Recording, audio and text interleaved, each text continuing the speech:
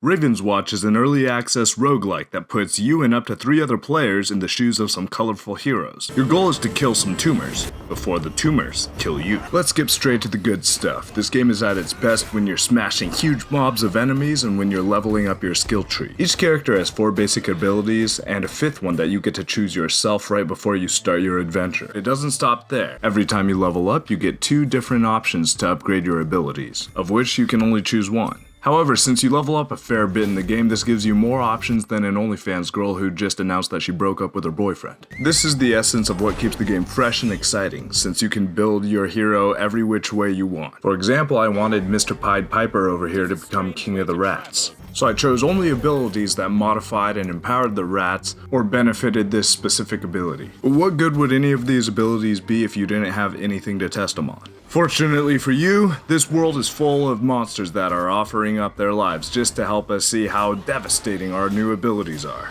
You can fight monsters one by one, but this game really shines when you gather up a horde of them and unleash all of your abilities at once. There's no shortage of powers that can blast entire hordes of enemies, or at the very least have a quick cooldown so that you can slice and dice your way through multiple mean monsters. However, there's a couple things that bring this game's fun down a little bit. There are times that enemies can feel pretty spongy. Sometimes you'll sit there blasting one monster for what feels like a full 5 minutes before they finally go down. This wouldn't be such a bad thing if you didn't run into clumps of them frequently. I am going to give this game a little bit of a pass on this just because it's in early access, and I assume the difficulty levels will change depending on your preferences when you're setting up the lobby. Another thing that drags this game down a bit is that it can feel a little repetitive. Not the customization and leveling up your specific build with each hero, but rather the maps themselves. There tends to be only 1 or 2 quests per map, and they don't vary too much. And gathering straw or wood starts to get old after the 20th time. Finally, this is a little bit of a lesser gripe, but one that I definitely noticed during my game time. There doesn't seem to be enough gold that gets distributed to the player for doing various tasks or finding different resources. This gold is important for 1, feeling important and cool, but 2, buying items that allow you to customize your build even further. So there are times that you'll feel your customization is limited by this, and that you're not really getting the full build that you want. Overall, I'd say this game has some real promise. I'd just like to see some quest variety, adaptive difficulty, and gold increases. These small quality of life changes would bring a lot more players to this game, especially those that are dipping their toes into a roguelike for the first time.